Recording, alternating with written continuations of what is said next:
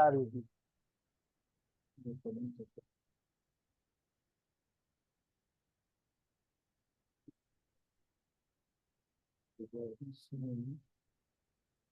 जी आचार्य प्रारंभ करें।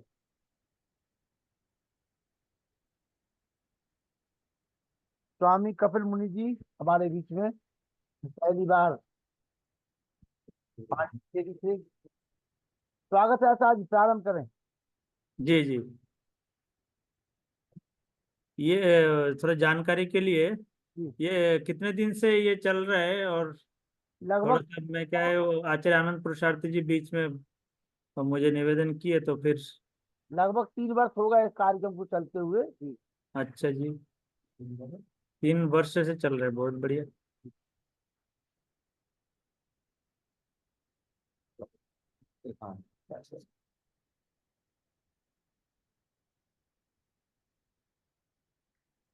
वैसे सामान्य रूप से जो आप संचालक हैं, तो कहाँ कहाँ से क्या है, थोड़ा सा संक्षेप में 3 साल में जो भी आप लोगों का क्रियाकलाप रहा, मुझे थोड़ा सा 1 मिनट के अंदर थोड़ा जानकारी। आचार्य जी जैसे बता रहे थे कि देश विदेश से भी जुड़े हुए हैं सज्जन आप लोग। जी जी जी। ये पिछले 3 वर्षों से प्रतिदिन लगातार कार्यक्रम चल रहा है। इसमें आर्य जगत के जितने भी मूर्धन्य विद्वान हैं, जी जी। 90% सभी के व्याख्यान इस पटल पर हो चुके हैं। आचार्य सत्य मुनि जी, आचार्य स्वामी विवेकानंद जी परिव्राजक जी, डॉक्टर भागी शर्मा जी, तमाम जितने भी हमारे महामंत्री विनय आर जी दिल्ली प्रदेश के, तमाम विद्वानों ने अपने यहाँ व्याख्यान दिए हुए हैं जी।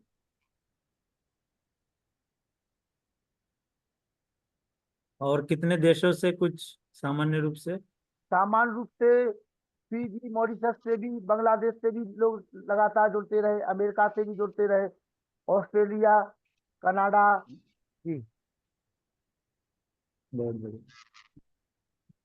जो भी सज्जन जुड़े हुए हैं सभी को मेरा नमस्ते। आप कोई मेरे बारे में जानकारी है तो परिचय दे सकते हैं, जिससे थोड़ा सा वक्ता और श्रोता के बीच परिचय के माध्यम से क्या जुड़ाव हो जाता है। और नहीं तो मैं अपना वो। आचार्य आनंद पुरुषार्थी जी के कार्यक्रम में आप लगातार जुड़े रहे, और स्वामी कपिल मुनि जी गुरुकुल संचालित करते पांडिचेरी में। जी आचार्य, इतनी जानकारी हम सब लोगों को है आपके बारे में। जी जी। बाकी हमारे सम्मानित श्री आनंद प्रसाद जी कुछ देर के बाद जुड़ेंगे आपके लिए जी। ठीक है, चलिए मंत्र पाठ करते हैं। जी, प्रारंभ करें। ओम भूर्भुवः स्वः तत्सवितुर्वरेण्यं भर्गो देवस्य धीमहि धियो यो नः प्रचोदयात्। ओम शांति शांति शांति। चाहिए तो।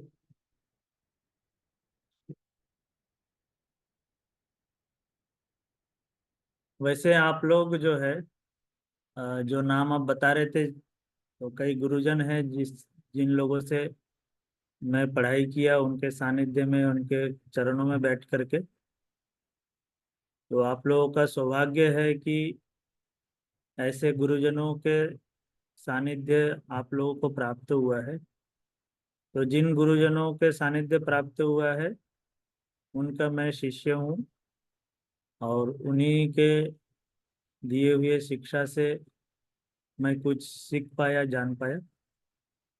तो जो मुझे सीखने को, जानने को मिला, जो अभ्यास किया उनके चरणों में बैठ करके, गुरुजनों के चरणों में बैठ करके, वो आप लोगों को मैं बताने का प्रयास करूंगा। तो मेरा जो विषय था वो था सरल योग से ईश्वर साक्षात्कार। तो उस दिन भी ईश्वर के विषय में चर्चा हो रही थी। बंगाल से थे, परसों की बात है। हाँ, बंगाल से, बांग्लादेश से थे वो, बांग्लादेश से। बांग्लादेश से। तो अच्छा बता रहे थे ईश्वर के विषय में। तो आप लोग बहुत गुरुजनों से सुने हैं, कुछ अभ्यास भी करते होंगे। तो मेरा निवेदन शुरू में यही है कि जो भी हम सुनते हैं उसको जीवन में लाने का प्रयास करना चाहिए, पहला काम। तो आप लोग सुने होंगे श्रवण मनन निधिध्यासन, अंतिम क्या होता है? कोई बताएं, अंतिम साक्षात्कार। 4 प्रकार से विद्या आती है। कितने प्रकार से? 4 प्रकार से। तो पहले है श्रवण, दूसरा है मनन, तीसरा है निधिध्यासन, चौथा है साक्षात्कार। और श्रवण भी कैसा? अब तो ये घर बैठे आप लोगों को सुनने को मिल रहा है, तो अच्छी बात है। पर कई बार क्या होता है कि म्यूट कर दिए, वीडियो म्यूट म्यूट और फिर ऑडियो म्यूट, फिर उसके बाद कहीं बर्तन धो रहे हैं, कहीं भोजन पानी ले रहे हैं, कहीं हो जाता है। तो ये जो है ना, ये श्रवण की पद्धति नहीं है। श्रवण की जो पद्धति है, कोई टोका टोकी नहीं कर रहा हूँ, तो आप लोगों को बता रहा हूँ श्रवण करने की जो विधि है। साक्षात्कार तक हमें पहुंचना है, तो पहले जो भाग है, पहला भाग में हमें काम करना है कि श्रवण कैसा होना चाहिए। तो श्रवण ये है कि आत्मा को मन के साथ और मन को इंद्रियों के साथ। यहाँ इंद्रिय क्या है? श्रोत्र और नेत्र। ठीक है। तो ये दोनों जो है आपको किसके साथ जोड़ना है? आत्मा मन के साथ, मन इंद्रिय के साथ। और इंद्रिय किसके साथ जुड़ेगा? विषय के साथ। ठीक है। तो ये जो एक तारतम्य बनने के बाद वो विषय आपके अंदर अधिकृत होगा, आपके अंदर प्रवेश करेगा। यदि यूं सुनते हैं, सुन लिया, फिर थोड़ा सा कुछ और काम कर लिया, कुछ और काम कर लिया, कुछ और थोड़ा सा कुछ सुन लिया, अब उसके बीच में कुछ और चिंतन कर लिया, चिंतन भी नहीं करना उसके बीच में। अब कई बार हम लोग देखते हैं ना, यज्ञ करते हैं, संध्या करते हैं। अब यज्ञ मंत्र संध्या मंत्र तो उच्चारण हो रहा है, योस्मान द्वेष्टि यम वयम बोल रहे हैं, और जो व्यक्ति हमारे साथ दुर्व्यवहार किया उसके प्रति ये सोचे उसका कसर निकालूंगा। इधर तो उच्चारण क्या हो रहा है? योस्मान द्वेष्टि यम वयम भोजम भेदद्मः।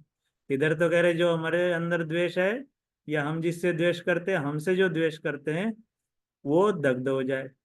ये तो उच्चारण हो रहा है, और विचार किसका चल रहा है? उसका मैं कसर निकाल के छोड़ूंगा। ठीक है ना? तो ये क्या हो रहा है? वो जो चिंतन चल रहा है वो उसके अनुरूप नहीं हो रहा है। तो ऐसे ही अब हम सुन रहे हैं अध्यात्म के विषय में, उस दिन भी बात हो रही थी। अब 3 साल से, ये कम समय नहीं होता है, 3 साल में बहुत कुछ परिवर्तन हो जाता है। कोरोना में 1 साल में सारा परिवर्तन हो गया था। फिर तो नया, जैसे कि सब नए मिल रहे हैं। तो 3 साल अपने आप में, बीए का कोर्स कितना साल, शास्त्री का कोर्स 3 साल में हो जाता है। तो इतने दिन में तो सब शास्त्री बन जाना चाहिए था। मतलब योग के क्षेत्र में हो, अध्यात्म के क्षेत्र में, कम से कम। तो 3 साल जो है ना, लंबा होता है। तो आप लोग 3 साल से जुड़े हुए, अब कुछ आगे पीछे भी जुड़े होंगे।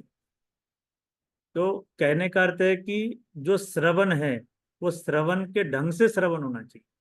श्रवण मात्र केवल वो सुन लिया, और श्रवण में भी इस कान से सुना, फिर अभ्यास नहीं किया, आगे फिर प्रक्रिया। तो पहले तो श्रवण का आपको जो है ये करना होगा कि वक्ता और श्रोता, इन दोनों के शब्दों में और विचारों में आप एकदम डूब जाए। वो जैसा कह रहे हैं वैसा आप उन शब्दों के माध्यम से डूब जाए। ये हो गया पहला काम। तो उसकी प्रक्रिया जो है, आत्मा मन के साथ जुड़ेगा, मन इंद्रिय के साथ जुड़ेगा, इंद्रिय विषय के साथ जुड़ेगा। तो इतना कार्य करेंगे तो स्वामी विवेकानंद जी का आप लोग सुने हैं, बोल रहे हैं। तो स्वामी जी बोलते 10% काम हुआ। ठीक है। तो हमें कितना प्रतिशत लाभ चाहिए? 100%। तो 100% का कितना लाभ हुआ? 10% लाभ हुआ। केवल श्रवण मात्र से 10% लाभ हुआ। 10% से तो सफलता नहीं मिलेगी, तो उससे आगे हमें और बढ़ना है। फिर उसके आगे क्या है? जो हम सुन लिए उस पे मनन करना है। और ईश्वर के विषय में पीछे भी चर्चा हुई है, आज भी चर्चा करेंगे, आगे भी चर्चा होगी। तो ये ईश्वर तो विषय पदे पदे आपके जीवन में आएगा। अब मनन करना है कि वो है या नहीं, अपने अंदर झांकना है कि वो ईश्वर है या नहीं। तो अक्सर देखेंगे कि हम मानते नहीं है, ऊपर से तो है, मान रहे हैं, शास्त्र में लिखा हुआ है, सब कुछ लोग बोल रहे हैं, तो इस तरह से जो है स्वीकार करना पड़ रहा है। पर अंदर से, अपने अंदर देखेंगे तो ये लगेगा कि कैसे हो सकता है, जो अदृश्य है, जो कुछ दिखता नहीं है, जिसकी कोई अनुभूति नहीं होती है, ऐसे विषय, और वो फिर इतने बड़े ब्रह्मांड, इतने बड़े गोला को कैसे बना देगा? उसका ना हाथ है, ना पैर है, ना बोल पाता है, वो वेद की रचना कर दिया ना, इतने बड़े ब्रह्मांड, विश्व अनंत, ये सब चीजें रचना कर दी। तो ये चीज क्या होता है कि अंदर झांकेंगे तो वो विश्वास नहीं हो रहा है। तो वहां मनन करना होगा उस शब्द पे। जब ईश्वर विषय आया तो उस पे मनन करना होगा कि है क्या चीज, वस्तुतः है या नहीं है। ठीक है। तो ये जो चिंतन चल रहा है उस पे संकल्प विकल्प हो रहा है, उसमें तमाम प्रश्न उत्पन्न हो रहे हैं। उस विषय को स्पष्ट करने के लिए अनेकों शंका समाधान हो सकता है, अनेकों प्रश्न उत्तर हो सकते हैं। तो ये जो हो रहा है, मन के अंदर उथल पुथल चल रहा है, ईश्वर के विषय में स्वीकार नहीं हो रहा है, और जानने की जिज्ञासा भी है। तो अब इस स्थिति को क्या कहेंगे? मनन। ठीक है। तो मनन का प्रक्रिया ये होगी। अब ये है कि सुन लिया ईश्वर है, बस छुट्टी। बोलने वाला अपने घर, सुनने वाला मैं अपने घर। तो अब ये मनन की प्रक्रिया नहीं। जब ईश्वर के विषय बोल दिया है तो अब ये सोचना पड़ेगा कि या तो बोलने वाला झूठ बोला है, या सुनते समय मैंने कुछ गलत सुन लिया। तो ये जब तक नहीं होगा, पहले आप अपने ऊपर उस विषय पे संदेह लाना जरूरी है। अगर संदेह उत्पन्न नहीं हुआ, ठीक है, अगर आपको ऐसा लग रहा है मैं तो पूरा विश्वास ही कर लिया, तो जो विश्वास हो जाएगा जिस विषय में, तो उस विषय को प्राप्त करने के लिए वो तड़पेगा, वो रुक नहीं सकता, उसको कोई रोक नहीं सकता। तो तड़प उत्पन्न नहीं हुआ, इसका अर्थ क्या हुआ? विश्वास तो हुआ ही नहीं, और मनन भी नहीं चल रहा है। तो आपको एक उदाहरण दिया ईश्वर विषय, ऐसे अनेकों विषय हो सकते हैं। तो उस विषय में जब हम पॉजिटिव नेगेटिव जो विषय को हम स्पष्ट करने के लिए चिंतन करते रहते हैं, उसको कहते हैं मनन। वो भी कैसे? एकांत देश में बैठ के। ठीक है, ऐसी खटपटम इसमें नहीं, एकांत देश में बैठ करके, बिल्कुल शांत चित्त हो करके उस विषय को स्पष्ट करने के लिए सोचते रहना, उसे क्या कहेंगे? मनन। तो इससे कितना प्रतिशत लाभ होगा? तो स्वामी जी कहते हैं, स्वामी विवेकानंद जी, इससे 20% लाभ होगा। तो पहला कितना हो गया था? पहला हो गया था 10% श्रवण करने से। और वो श्रवण कैसा? श्रवण के जैसा श्रवण। अब 20% लाभ किस में हुआ? मनन करने से। और वो मनन कैसा? मनन के जैसा मनन। तो कुल मिला के कितना प्रतिशत हो गया? 10 और 20, 30। तो अब तक हम लोग 30% लाभ तक पहुंचे किसी विषय को सुनने के बाद। तो 30% हमें लाभ प्राप्त हुआ। हमें जाना कहाँ तक है? 100%। इससे आगे निधिध्यासन। निधिध्यासन का सरल अर्थ अगर ले तो निश्चित हो जाना। ठीक है।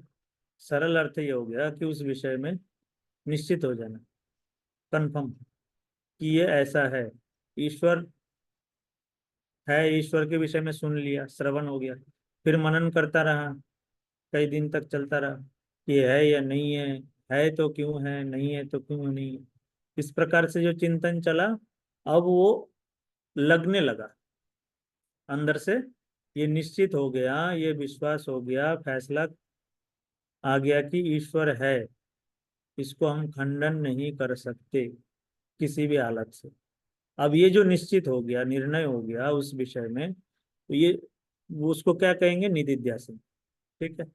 तो निधिध्यासन की प्रक्रिया जो है वो उसको लगना, अंदर से उस विषय को स्पष्ट हो जाना। ठीक है। तो उसको कहेंगे निधिध्यासन। तो वैसे निधिध्यासन कहते हैं, निधिध्यासन की प्रक्रिया, निधिध्यासन तो निधिध्यासन ऐसे ही समझिए कि जब हम चिंतन मनन से उठ करके जब निर्णित विषय को निर्णित कर लेते हैं, ये वस्तु ऐसा ही है जैसा अब तक सुनते आया हूँ, तो उसको क्या कहेंगे, निधिध्यासन। तो अब ये निधिध्यासन की जो प्रक्रिया हो गई, अर्थात निर्णित हो गया विषय में, तो इससे स्वामी जी कहते हैं 40% लाभ मिले। अगर उस विषय का हम लोग स्पष्ट कर लिए, निर्णय तक पहुंच गए, तो उससे आपको 40% लाभ मिलेगा। तो पहले 30 था और अभी 40, कितना हो गया, नहीं 20 और 30, और ये 30। 30, पहले 10% था श्रवण में और मनन में 20, और इसमें 30, साक्षात्कार में 30। तो 30 और पहले का 30, कुल मिला के कितना हो गया, 60। ठीक है। तो 60% लाभ तक हम पहुंच गए। मनन में 10, श्रवण में 10, मनन में 20, और साक्षात निधिध्यासन में 30। तो सब अगर जोड़ लेंगे तो कितना हो गया, 60। अब इससे आगे साक्षात्कार। अब वस्तु तो समझ में आ गया कि है, ईश्वर का विषय लेते हैं या कोई भी विषय लेते हैं तो वो स्पष्ट हो गया कि ये वस्तु ऐसा ही है जैसा सुना है। अब ये निर्णय होने के बाद अब उसका साक्षात्कार की बारी है, कि वो वस्तु, साक्षात्कार का अर्थ है यथार्थ ज्ञान हो जाना। ठीक है। तो वो तो शब्द रूप से चिंतन मनन के माध्यम से हुआ। ठीक है। तो अब उसको सीधा सीधा, जैसे गुड़ का ज्ञान था, गुड़ के विषय में जो निर्णय था, अब वो सीधा सीधा स्वाद ले रहे। ठीक है। तो उसको कहते हैं साक्षात्कार। तो ये जो साक्षात्कार है, तो इस स्थिति में जो विषय का जो साक्षात्कार हो गया उसको, उसमें कहते हैं स्वामी जी 40% लाभ मिले। तो 60 पहले था, अब 40, कितना हो गया, 100%। तो किसी भी विषय में हमें 100% लाभ तक पहुंचना है तो साक्षात्कार तक पहुंचना है। तो ये तो स्पष्ट हो गया कि साक्षात्कार में ही हमारी सफलता है, 100% लाभ तभी मिल पाएगा। तो अब प्रश्न है कि वो 100% तक पहुंचे कैसे। ठीक है ना। तो ईश्वर के विषय में अनेकों प्रकार के हम लोग सुन लिए हैं। ईश्वर है, कोई भी आप लोग उत्तर दे सकते हैं कि आप इसको अपनी बुद्धि से, बहुत संक्षेप में, लंबा नहीं, अपने बुद्धि से इसको कैसे स्वीकार कर लेंगे कि ईश्वर है, इसी वक्त इसी समय है, ऐसे स्वीकार्य बुद्धि हम लोग बना चुके हैं। इसका कोई उदाहरण आप लोग कोई देना चाहे। प्रकृति को देखकर।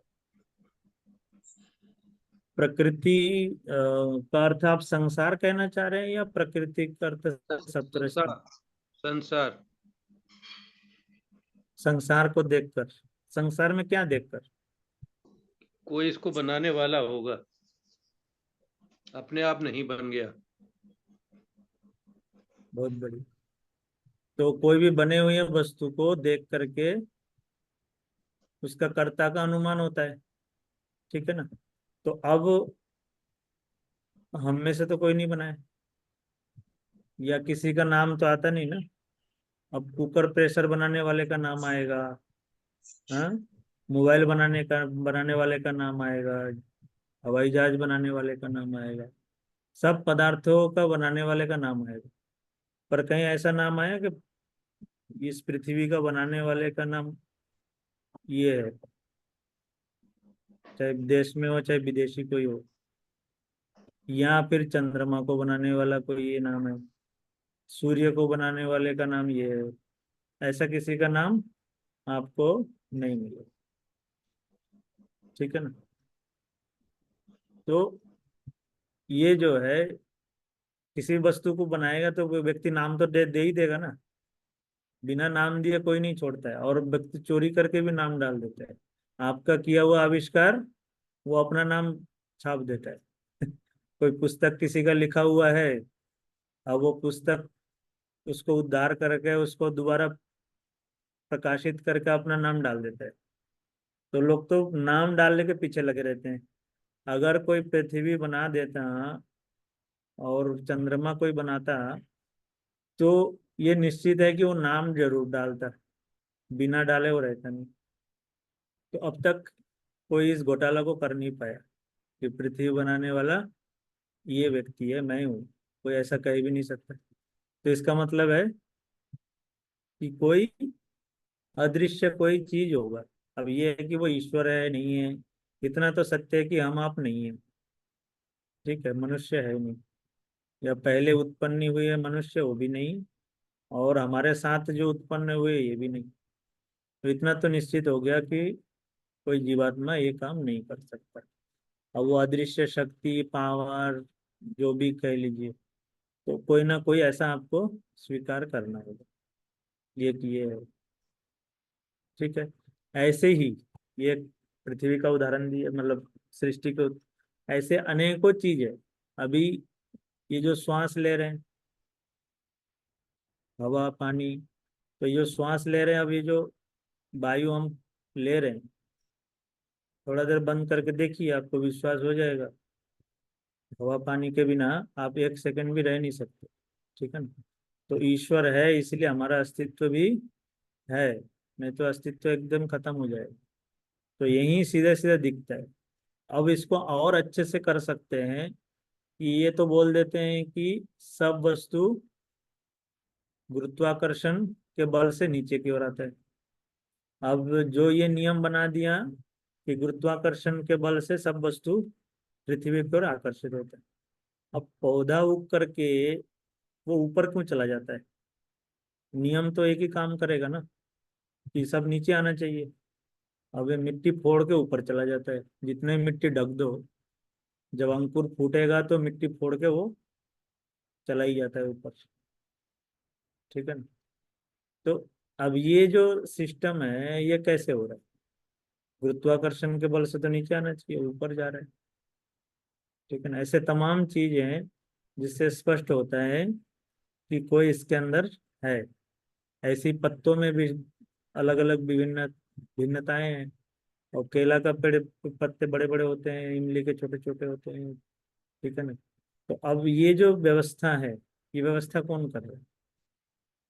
अगर स्वतः ये सब चीज अगर स्वतः मान ले, अनेकों जैसे मानते नहीं सब स्वतः हो रहा, तो स्वतः चीज में बुद्धि पूर्वक कार्य नहीं हो सकता। तो केला पत्ता वहां तक नहीं रुकना चाहिए अगर स्वतः होता, तो स्वतः तो चलता रहेगा। इमली के पेड़ में फिर थोड़ा सा तो लंबाई चौड़ा और बढ़ना चाहिए, वो बिल्कुल इतने में क्यों रुक जाता है? तो अब स्वतः चीज में कुछ ना कुछ उटपटांग होगा। तो बुद्धिपूर्वक जो कार्य दिखता है, तो वो उसमें निश्चित है कि कोई ना कोई उसमें बुद्धिमान व्यक्ति का हाथ लगा होगा। नहीं तो बुद्धिपूर्वक कार्य नहीं हो सकता। स्वतः जो कार्य होगा वो कहीं ना कहीं जाकर इधर उधर फंस फंसा के रह जाएगा। पर वो बुद्धिपूर्वक है तो इसका मतलब बुद्धिमान का हाथ उसमें है। तो अब इन कार्यों में बुद्धिमान हम में से कोई नहीं। तो अब इससे निश्चित होता है कि ईश्वर इसके पीछे इन चीजों को करा रहा है। ठीक है। तो ये कहने का मेरा इतना समय, ये कहने का तात्पर्य, ये उद्देश्य ये था कि आपको पहले स्पष्ट हो जाना चाहिए। ठीक है। आप लोग जानते भी हैं, सुने भी होंगे, पर ये केवल सुनना नहीं है। ये आप लोग कई पढ़े भी हैं, सुने भी हैं, सब कुछ ठीक है, पर वो वैसा लगना वहां तक जा करके, कि हाँ ये वस्तुतः ईश्वरकृत है। एक होता है शाब्दिक ज्ञान, तो शब्द से तो पता लग रहा है, शब्द से तो स्वीकार हो रहा है, खंडन तो नहीं हो रहा है, ठीक है ना। तो मनन तक तो ठीक है, पर और जैसे एकदम लगना, बिल्कुल उसमें किसी प्रकार से कोई भी संदेह ना हो, ठीक है। तो अब उस स्थिति के लिए आपको बार बार दोहराना पड़ेगा। ईश्वर क्यों नहीं स्वीकार हो रहा है? क्योंकि नहीं है की आवृत्ति बहुत बार हो चुका है। तो जब जब जिस चीज की आवृत्ति हो जाएगी बहुत बार, तो उसका संस्कार बहुत प्रबल हो जाता है। तो जन्म जन्मांतर से हम ईश्वर को अस्वीकार करते आए हैं। इसलिए क्या हो गया कि ईश्वर के विषय में नहीं है का संस्कार बहुत प्रबल हो गया, ठीक है। अब उसका उल्टा कर दीजिए, थोड़ा सा बलपूर्वक है ऐसी आवृत्ति आप बहुत हजारों लाखों बार कर लीजिए, फिर क्या होगा, बुद्धि उस प्रकार से बन जाएगी। अभी आपको एक उदाहरण के लिए बता रहा हूँ, एक उदाहरण आता है ना, ऐसे अनेक उदाहरण बन सकते हैं। वो यज्ञ के लिए बकरी ले जाता है, तो दूसरे लोग बोलते हैं तो कुत्ता है। तो एक बार बोला, फिर दो बार बोला, तीन बार बोला, चार बार बोला, फिर उसको लगने लगा ये सही में ये कुत्ता ही है, फिर वो उसको छोड़ के चला जाता है। तो बुद्धि इस प्रकार से हमें स्वीकार हो जाता है। जब बार बार उस चीज को जब कोई बोलता है, देखते हैं, सुनते हैं, उस करते हैं, तो फिर सत्य को भी असत्य लगने लग जाता है और असत्य भी सत्य लगने लग जाता है। तो ईश्वर है ये तो ठीक है, पर नहीं स्वीकार हो रहा है इसलिए क्योंकि नहीं है कि आवृत्ति अनेकों बार कर चुके हैं, ठीक है। तो अब है कि आवृत्ति करें, ठीक है। तो ये हो गया ईश्वर के विषय में एक विश्वास।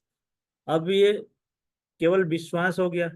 अब इतने मात्र से हमें क्या, ईश्वर बना दिया, इससे हमें क्या, हमारे साथ क्या मतलब, ईश्वर है बनाया, उसमें क्या दिक्कत है। अब ये भी हमें जानना होगा कि उसके अंदर रस भी है, केवल बना दिया इसलिए उसको जानना ऐसा नहीं।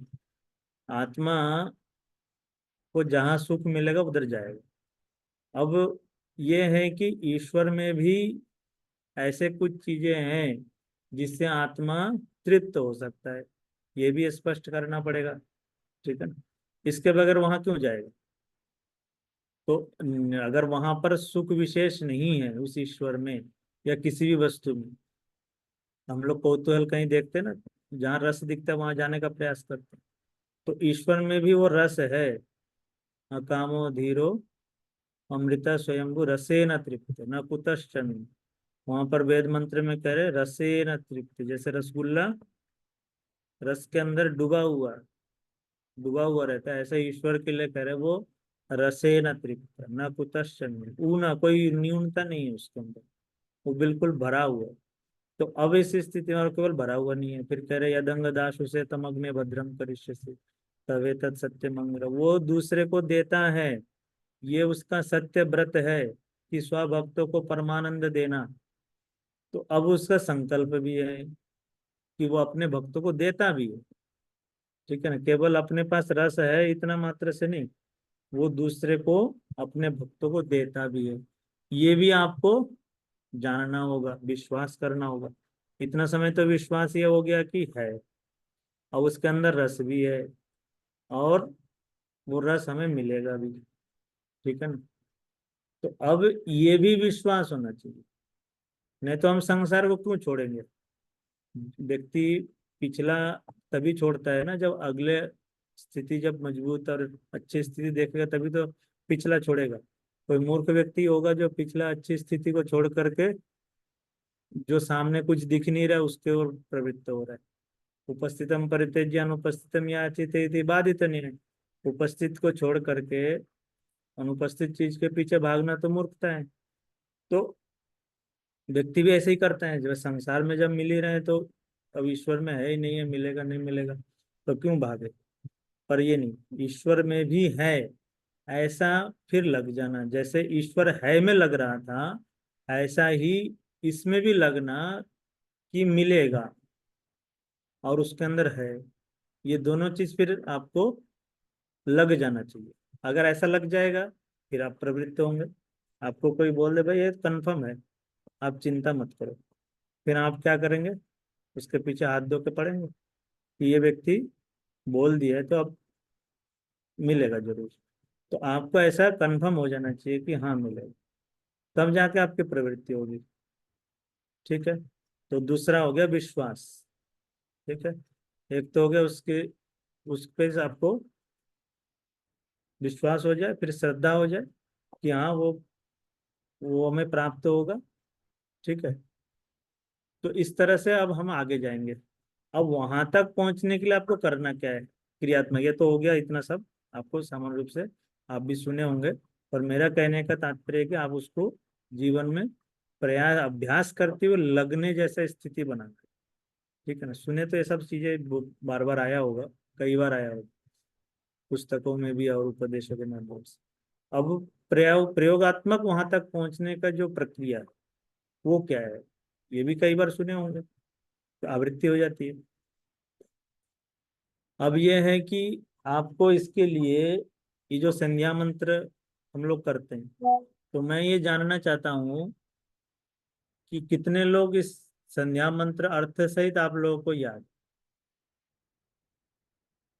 ऐसे कोई हैं जो संध्या मंत्र अर्थ सहित याद किए हों?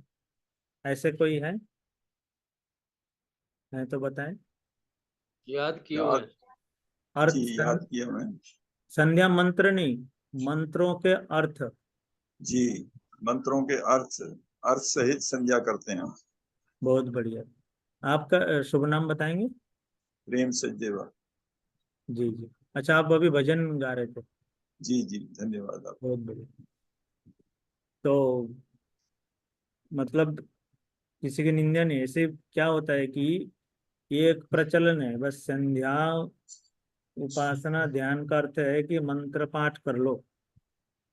ठीक है, तो इतने मात्र को उपासना ध्यान जो भी है इस ऐसे प्रतिपादन किया जाता है, ऐसे ही सिखाया जाता है, ऐसे ही हम करते भी हैं। तो ये जो है संध्या उपासना का, इससे कोई विशेष लाभ नहीं होगा। इसका विशेष लाभ तब होगा यो अर्थज्ञ स सकलम भद्रम। आपको अर्थ सहित जानना हो। ठीक है, तो जो लोग जानते हैं वो ठीक है, जो नहीं जानते हैं आपसे निवेदन है, क्रियात्मक योगाभ्यास का पीडीएफ हो तो वो आप एक बार आपके जो ग्रुप वाली बना होगा तो उसमें डाल दें। तो जो याद कर लिए हैं उनके लिए तो ठीक है, जो नहीं किए हैं तो ये अब याद करें, क्योंकि यहीं से दरवाजा चालू हो खुलेगा। ठीक है ना, आप संध्या मंत्र पढ़ लिए और ईश्वर के बारे में सुन रहे हैं और संध्या मंत्र पाठ कर रहे हैं तो कुछ नहीं होना। संध्या मंत्र अर्थ सहित और उसकी जो प्रक्रिया है वो बताता हूँ। उसकी प्रक्रिया क्या होती है, संज्ञा मंत्रों का प्रयोग कैसे करना है, अर्थ तो हो गया, अब अर्थ भी रट लिए। अब केवल अर्थ रट लेने मात्र से भी अब सफलता नहीं मिलेगी।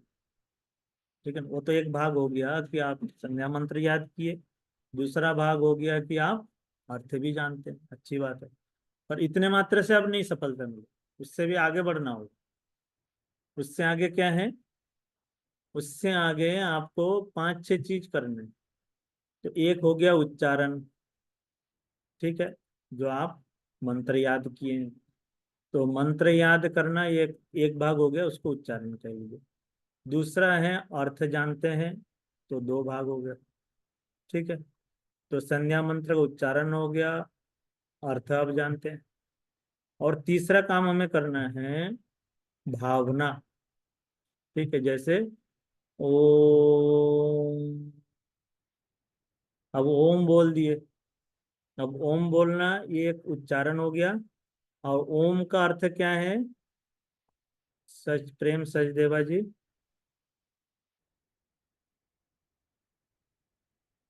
ओम का अर्थ क्या करते हैं?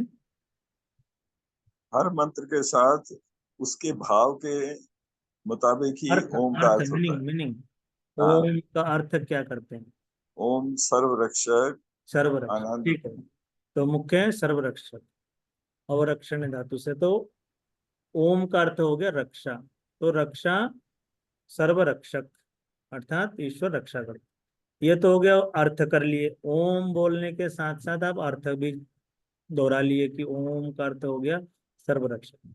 अब इसके साथ साथ आप वो अर्थ करके चले जा रहे हैं तो भी लाभ नहीं होगा। अब वहां भावना आपको जोड़नी, भावना को उसके साथ जोड़ना ये है कि हमें रक्षा कर रहे हैं ऐसा लगना। भावना का अर्थ है ऐसा लगना, ठीक है ना, कि हमारी रक्षा कर रहे हैं ईश्वर इसी वक्त, अभी अभी इसी वक्त किस प्रकार से रक्षा कर रहे हैं। कोई उदाहरण मैं मतलब बता रहा हूँ प्रक्रिया। तो सचदेवा जी कैसे रक्षा कर रहे हैं हमारे, ईश्वर इसी वक्त हमारी रक्षा कैसे कर रहे हैं। अगर हाँ। भावना जोड़े उसके शब्द के साथ, उच्चारण के साथ, अर्थ विचार के साथ, तो इस तो वक्त क्या जी भावना बनाएंगे, अर्थ कैसे रक्षा कर रहे हैं। जी, सबसे पहले रक्षा तो ये कर रहे हैं कि मैं बोल रहा हूँ, ये वो ठीक है, वो रक्षा कर रहे हैं तभी बोल पा रहा हूँ। बिल्कुल। ये श्वास ले रहे हैं, ठीक है ना, श्वास ले रहे हैं। श्वास ले रहे हैं, ये बुद्धि काम कर रही है, ठीक जी है। ये बुद्धि काम करना बंद हो जाए तो मार्केट जा करके घूम के आ सकते हैं क्या वापस कहीं और जगह चले जाएंगे घर जी ढूंढ में, घर कभी वापस लौटेंगे ही नहीं। कोई आके लेके भी आएगा तो भी आप बोलेंगे ये मेरा नहीं है कुछ। तो बुद्धि बिगड़ जाए तो सब काम ठप। तो इतने सुंदर बुद्धि दिए हैं, उस अब उसका उपयोग भी ले रहे हैं, श्वास ले पा रहे हैं, बोल पा रहे हैं, मतलब सब साधन जो भी है, सब कुछ जीने के लिए, जो भी करने के लिए। अब उपासना में बैठे हैं तो ऐसे सुंदर शरीर, सकलांग शरीर दे रखे हैं, कोई इसमें न्यूनता नहीं है। तो ये सब चीजें क्या है, उन्हीं की रक्षा के कारण। तो वो रक्षा कर रहे हैं अभी ऐसा लगना अंदर से, इसको क्या कहते हैं, भावना। तो भावना बना रहे हैं कि हम, हमारी रक्षा अभी अभी कर रहे हैं इन माध्यमों से। तो बिल्कुल चित्र रूप में वो आ जाना चाहिए, ऐसे पूरा लग जाना चाहिए कि हाँ कर रहे हैं। और वो इन इन माध्यमों से कर रहे हैं, एक एक ही दृष्टि से पूरे दिमाग में ये सब चीजें आ जाना चाहिए, एक ही बार में उपस्थित हो जाना चाहिए कि बिल्कुल कर रहे हैं। और ये सारे तमाम चीज हैं जिसके हम, जिन साधनों से हम रक्षित हो रहे हैं। तो बिल्कुल एक ही दृष्टि में ऐसा आपको लग जाना चाहिए। तो इसे कहते हैं भावना, ठीक है।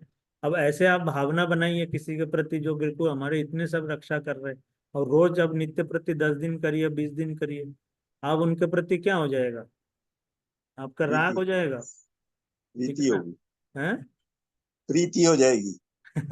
मतलब मैं लौकिक शब्द का प्रयोग किया, अच्छे मतलब ईश्वर के प्रति राग का मतलब प्रीति, ठीक है ना। जी तो लव हो जाएगा, प्रेम हो जाएगा ईश्वर के प्रति आपका विशेष आकर्षण हो जाएगा, आप उसके बिना फिर रह ही नहीं पाएंगे। जब ऐसे आवृत्ति हो जाएगी ना कई दिन कि देखिए कितना, अब दोहरा नहीं रहे ना हम लोग, तो दोहरा नहीं रहे इसलिए लग नहीं रहे। अब इसको आप दोहराते रहिए कि देखिए कैसे बैठे हैं अभी इसी वक्त रक्षा कर रहे हैं, इसी हर हर पल सो जाते हैं। और वो नासिका ऐसे बनाए हैं कि वो हर समय हवा अपने आप आ जाता है, ठीक है ना। भोजन लेने के लिए तो मुंह खोलना पड़ता है, अब नासिका अगर खोलना पड़ता श्वास लेने के लिए तो रात को क्या करते, रात को तो यही बैठे रहते कि नासिका ना बंद हो जाए। सोने भी नहीं होता, सोना भी नहीं पड़ता, मतलब सो भी नहीं पाते। आपको तो यही चिंता होती श्वास ना बंद हो जाए खिड़की। तो अब ये जो व्यवस्था कर रखे हैं, ये कौन कर रखा है, ईश्वर कर रखा है। तो जब इन चीजों को जब अंदर से ऐसा मानेंगे, बार बार दोहराएंगे, आवृत्ति करेंगे, तो अब उनके प्रति जो है ना, जो शब्द बोले प्रीति, लगाव, फिर आप ऐसे लग जाएगा कि सुबह और शाम होते ही आपको लगेगा कि सब काम छोड़ के वहां बैठना है। जो भी काम है ये सब गौण है, कोई मतलब नहीं है। अगर वो हमें अभी अगर श्वास नाक बंद कर दे तो अभी यहाँ से हम चल लेंगे, तो आप सब काम छोड़ के उस काम में लगेंगे, क्योंकि आपको वो दिखने लगेगा, वो लगाव आ जाएगा आपके अंदर।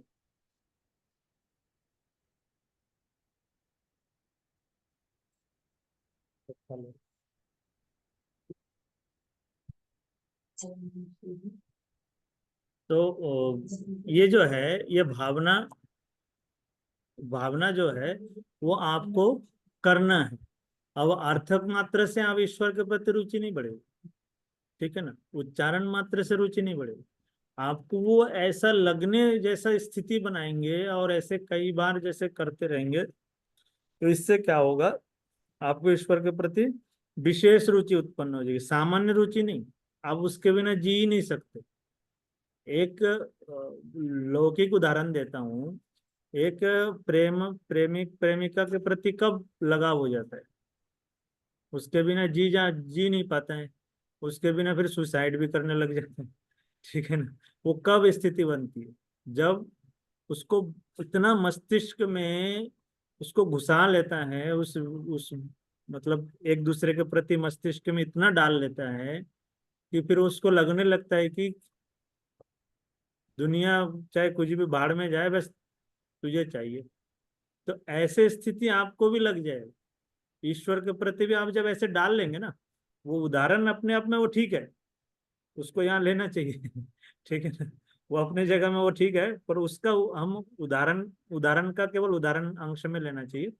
तो अब ऐसे ही हम ईश्वर का जो है ऐसे अंदर डाल लेंगे ना, बिल्कुल जैसे एक दूसरे प्रेम करने वाले डालते हैं, ऐसे ही ईश्वर के प्रति अब अगर हम डाल लेंगे, तो आप भी बोलेंगे मैं उसके बिना रह ही नहीं सकता। आप भोजन करने की इच्छा नहीं होगी, घूमने की इच्छा नहीं होगी, खाने की इच्छा नहीं होगी, देखने की इच्छा नहीं होगी, सब बंद हो जाए। फिर केवल और केवल बस एक ही चिंतन चलेगा, बस बस तू ही तू मेरा सब कुछ, ठीक है ना। तो ये चीज जो है आपको भावना से ये चीज उत्पन्न होगी, ठीक है। तो ये हो गया भावना। अब भावना के आगे निकले तो और भी कई चीज करने होते हैं। तो एक केवल शब्द का उच्चारण किया, ठीक है, अभी मंत्र का पूरा नहीं, केवल एक शब्द लिया ओम। ओम के साथ हम लोग अभी तीन चीज किए। एक किए उच्चारण, दूसरा अर्थ विचार, तीसरा भावना, ठीक है। तो ये भावना यहाँ तक पहुंचे। इसके आगे प्रणिधान, ठीक है। तो प्रणिधान का अर्थ हो गया सभी चीजों का, सभी क्रियाओं का उस उनको अर्पित कर दो, कि उनके बगैर ये नहीं हो रहा है, ठीक है। तो ये हो गया प्रणिधान, ठीक है। और उसका कोई लौकिक फल ना चाहना, इसलिए ध्यान करने बैठा हूँ, मेरा नौकरी लगवा दो इसलिए आपका ध्यान कर रहा हूँ, क्योंकि मुझे ये सफलता मिल जाए संसार में, इस चीज की मुझे प्राप्ति करा दो। वो भी ठीक है, अपने आप में वो करेंगे जो भी करेंगे, पर यहाँ पर कह रहे हैं सर्व क्रियाणाम परम गुरु अर्पणम तत्फल संन्यासो। तो सभी क्रियाओं को, सभी चीजों को ईश्वर में अर्पित कर देना, सब कुछ तेरा, तुझको अर्पण क्या लगे मुझे। तो अब वो सब अर्पित कर दिया। अब उसका कोई हम लोग लौकिक फल नहीं चाह रहे, इससे हमें ये मिल जाए, ये मिल जाए, बस ये मिल जाए, बस आपकी प्राप्ति होनी चाहिए, आप मिलना चाहिए बस, और संसार में सब ठीक है। तो ये हो गया प्रणिधान। फिर इससे आगे करना है समर्पण। केवल ओम उच्चारण किया, उसके साथ ये सारे जुड़ रहे हैं। अब मैं बताऊंगा कि ये सारे एक साथ कैसे जुड़ेंगे। अभी ये थोड़ा सा आपको कठिन लगेगा तो आगे जोड़ दूंगा, ठीक है ना। पर करने केवल ओम उच्चारण मात्र से इतने सारे काम करने हैं, और एक ही दृष्टि में ये सारे एक साथ उपस्थित होने चाहिए। एक एक पद का उच्चारण करते ही इतने सारे चीजों का उपस्थिति वही हो जानी चाहिए। मैं वो व्याख्या करके बता रहा हूँ आपको, तुरंत बुद्धि में उपस्थित हो जाए एक साथ, एक ही बार में। तो आगे हो गया समर्पण। ये 8 बजे तक रखना है ना, 9 9 बजे तक, 9 बजे तक। 9 बजे तक, ठीक है। तो समय का मैं पूरा ध्यान रखूंगा, सभी का अपना अपना। 9 मतलब बहुत हो जाता है, सबके अपने अपने आयु है, कार्य है, सबके अपने अपने जो भी परिस्थिति। आप लोग इतना समय देते हैं, ये बड़ी बात है, और 3 साल से जुड़े हुए हैं तपस्या है अपने आप में ये भी।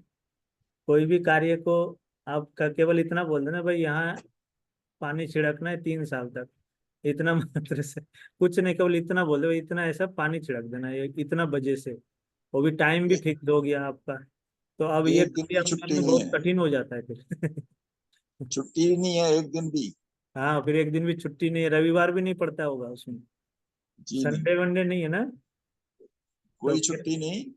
बढ़िया है, आप बहुत तपस्या कर रहे कोई छुट्टी चाहे चाहे यात्रा में हो लखनलाल जी, तब भी ये कार्यक्रम चलाते हैं। हैं। मैं पहले सुना, मैं जब नाम ऐसा सुनने में आया तो मैं सोचा मक्खन लाल जी, तो ठीक है, तो मक्खन है। सभी जुड़े हुए हैं इसलिए।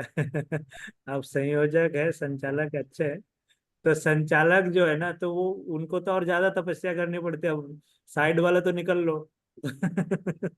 वो उनका कोई मतलब नहीं, अगर सुन भी रहे नहीं भी सुन रहे, अब उनको तो सुनना ही पड़ेगा, क्योंकि सार रूप में 2 शब्द तो बोलना पड़ेगा, स्वामी जी ये बोले। अब इतने कर्म निकलेगा तो कम से कम पूरा घंटा भर लगाना तो पड़ेगा। तो संचालक और जो संयोजक होता है उनका और जिम्मेदारी बढ़ जाती है, वो जबरदस्ती करना पड़ता है, सुनना पड़ता है, उसमें कोई छुट्टी अवकाश कहीं आलस्य प्रमाद का कहीं जगह नहीं है। चलिए, तो आगे क्या है, समर्पण। तो समर्पण का है, जैसे प्रणिधान है वैसे समर्पण का मिला जुला है, केवल इतना, केवल उसमें अलग है कि समर्पण का अर्थ हो गया कि इससे हम, मेरा जो है कल्याण होगा ही, ठीक है। तो ये भावना उसके साथ और अलग से जोड़ो। वहां तो हो गया सब सर्व क्रियाणम परम गुरु अर्पणम, और तत्फल संन्यास होगा, सब कुछ ईश्वर में अर्पित कर दिया, और उसका लौकिक फल की इच्छा नहीं कर रहे हैं। ये तो हो गया प्रणिधान। अर्पित करना दोनों में समान, समर्पण में भी है, प्रणिधान में भी है, खाली अंतर इतना हो गया कि यहाँ पर विशेष ये हो गया कि आपको इससे भला होगा ही, आपका कल्याण होगा ही, ये अलग से जोड़ रहे, ठीक है ना। तो समर्पण व्यक्ति किसके प्रति करते हैं, समर्पण एक व्यक्ति एक दूसरे के प्रति तभी करेगा जब आपको ये लगेगा कि मेरा उद्धार करेगा ये व्यक्ति, नहीं तो ऐसे कोई किसी को समर्पित थोड़ी हो जाता। तो ये हो गया समर्पण। फिर एक होता है संबंध, ठीक है। संबंध जैसे पिता पुत्र का संबंध है, लोक में आप लोग बहुत सारे संबंध होते हैं। तो ईश्वर के साथ एक होता है व्याप्य व्यापक संबंध होता है, पिता पुत्र का संबंध, माता पुत्र का संबंध होता है, ठीक है, गुरु शिष्य का संबंध होता है, ठीक है, ऐसे मित्र, एक दूसरे मित्र मित्र का संबंध होता है। तो वो संबंध ईश्वर के साथ आपको उपासना के शुरू में बना लेना है। अब वो संबंध कैसा, तो उसके लिए ये समझना है कि लोक में आपका कौन सा संबंध आपको प्रिय लगता है, आप उसका व्यवहारिक आपका कौन सा संबंध है जो व्यवहार में आपने किया है। किसी को माता प्रिय है, या माँ किसी को बहुत ज्यादा प्रेम करते हैं, या किसी का ऐसा उल्टा हो जाता है, माँ डांटते रहती है और पिता उनको स्नेह करते हैं बेटे को, ठीक है। किसी का होता है कि माता पिता गुजर गए या उस तरह का नहीं हुआ, तो कोई ऐसे मित्र मिले जो जिससे उनको लाभ हुआ, ठीक है ना। तो ऐसे कोई गुरु मिल गए, जो गुरु बिल्कुल माता पिता से भी बढ़ करके उनको स्नेह और ये सब चीजें दे करके उनको बढ़ाए। तो लोक में आपका कौन सा प्रैक्टिकल है, कि माँ आपको बहुत ज्यादा प्रेम की है, आप माँ के प्रति आपका बहुत ज्यादा लगाव था, या पिता के प्रति है, मित्र के प्रति है, गुरु के प्रति है, जो भी है। तो वो आपको जो व्यवहारिक आपको लगता है वो संबंध ईश्वर के साथ बने। उदाहरण के तौर पे मुझे माँ माँ को आपको बहुत प्रिय लगता है, ठीक है, आपको माँ बहुत स्नेह करती है। अब यही चीज आप ईश्वर में लगा दीजिए, जैसा ये माँ है ऐसा ही ईश्वर मेरे में। तो अब माता पुत्र का संबंध ईश्वर के साथ बना लीजिए। आपको लोक में तो पता लगता ही है माँ किस प्रकार से हमें स्नेह करता है, खिलाता पिलाते हैं। तो अब ईश्वर में वो लगा लीजिए कि ईश्वर मेरे मेरी माँ है, ठीक है। अब ये उपासना के शुरू में ये आपको ये संबंध बना लेना है कि किसके पास बैठा हूँ, किसके गोद में बैठा हूँ, माँ के गोद में बैठा हूँ।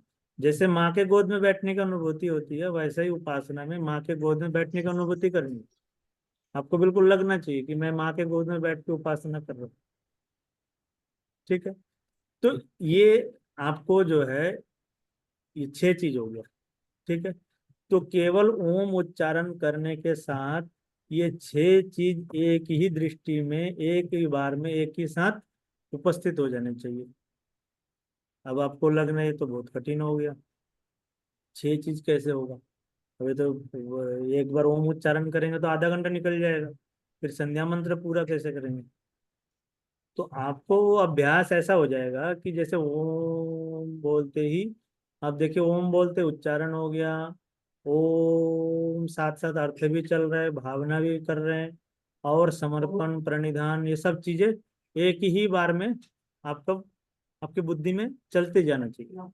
ठीक है, ऐसे ही भू भुवः स्वाहा, ऐसे हर एक एक पदों पे आपका इस तरह के विचार चिंतन। हाँ, कुछ पदों में विशेष गहराई होंगे, कुछ सामान्य गहराई होंगे, कुछ सामान्य अर्थ विचार होगा, कहीं विशेष अर्थ विचार होगा। तो ये अलग अलग पदों में अलग अलग होगा। ओम का जो है ना वो अपने आप में एक विशेष, क्योंकि ईश्वर का नाम है तो वो तो बहुत खजाना है उसके अंदर, तो वो तो विशेष गहराई तक पहुंच सकते हैं। केवल ओम उच्चारण करते ही आपको तो एकदम डूब जाना चाहिए, बस बस मैं डूब गया। तो 5-6 चीज आपको करना है। तो इससे क्या फायदा होगा? अभी ये होता है ना कि उपासना करने बैठे हैं, वृत्तियां आती है, मन इधर उधर भाग रहे बोलते ना। और तो जैसे बोलते कुछ लोग तो ये बोलते भाई, जब पहले जब था तो उस समय उतनी वृत्तियां नहीं आती थी, जैसे ही आंख बंद किया तो उससे ज्यादा वृत्तियां आ रही है। तो आप देखेंगे जब ये 5-6 चीज आप एक साथ करने लगेंगे, ठीक है, तो वृत्तियां कहाँ कहाँ से आएगी? उसका अवकाश ही नहीं है। आप तो बिल्कुल मेहनत कर रहे हैं, आप तो उस शब्दों में, अर्थों में, भावनाओं में, विचार में, प्रणिधान में, समर्पण में तो डूब गए। तो जब उन कार्यों को कर रहे हैं, मन एक समय में एक कार्य करेगा तो आपको भी विचार आने का कोई अवकाश ही नहीं है।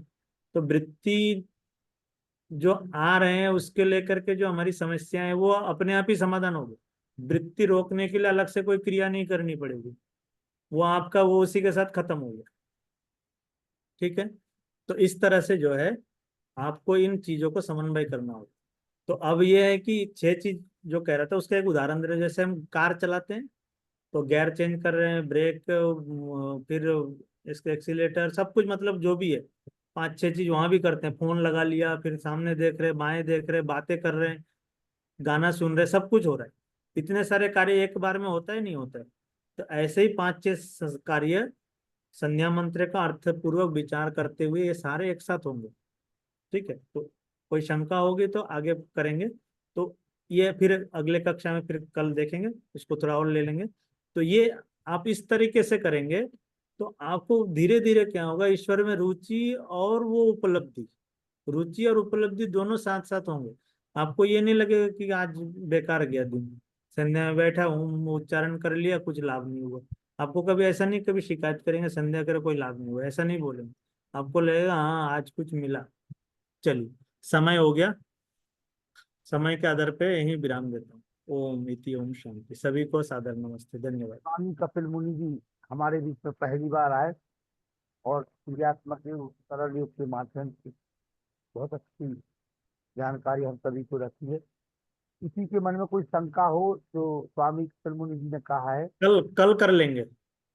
अच्छा जी, तो आज शांति एक, पाठ कर सकते हाँ जी, शांति पाठ करते, एक मीटिंग में जाना है तो ठीक। हैं। इस प्रकार शर्मा जी, शांति पाठ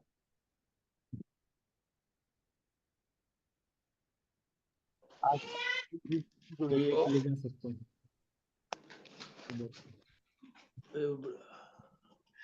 अरे क्या हुआ?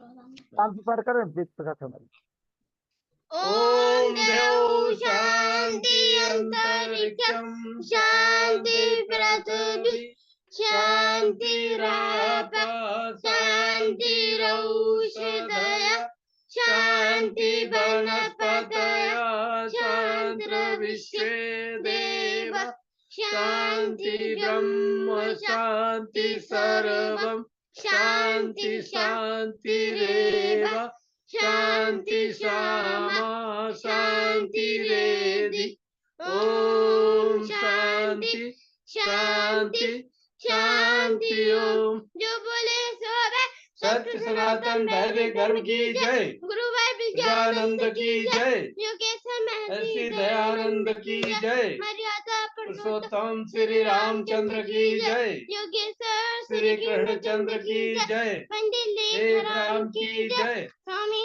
आनंद की जय। स्वामी आत्मानंद की जय। महात्मा हंसराज की जय। भारत माता की जय। गौ माता की रक्षा हो पालन हो। आर्य समाज अमर रहे। वेद की ज्योति जलती रहे। ओम का झंडा ऊंचा रहे। आर्यों के महाकुंभ और भारत को समझो अभियान की जय। भगवतो विश्वमार्यम। ध्वनि ओम वैदिक अभिवादन सबको नमस्ते जी। सभी ओम नमस्ते जी। सर्वेभ्यो नमः। सभी को शिवरात्रि। कल पुनः स्वामी कपिल मुनि जी को सुनेंगे आप लोग। सभी को सादर नमस्ते, शुभ रात्रि। माइक खोल नमस्ते। नमस्ते कर लीजिए। नमस्ते जी, शिवरात्रि सभी को। जी नमस्ते। नमस्ते अनिल भैया, नमस्ते लाकर भैया नमस्ते। जी अनिल भैया, नमस्ते। नमस्ते अनिल भैया, शर्मा जी नमस्ते। नमस्ते राजेश्वर जी। प्रेम भैया नमस्ते। जी नमस्ते। माता जी नमस्ते। नमस्ते जी राजी। शुभ रात्रि, नमस्ते जी। सबको सादर नमस्ते। शिवरात्रि, शिवरात्रि सभी को नमस्ते।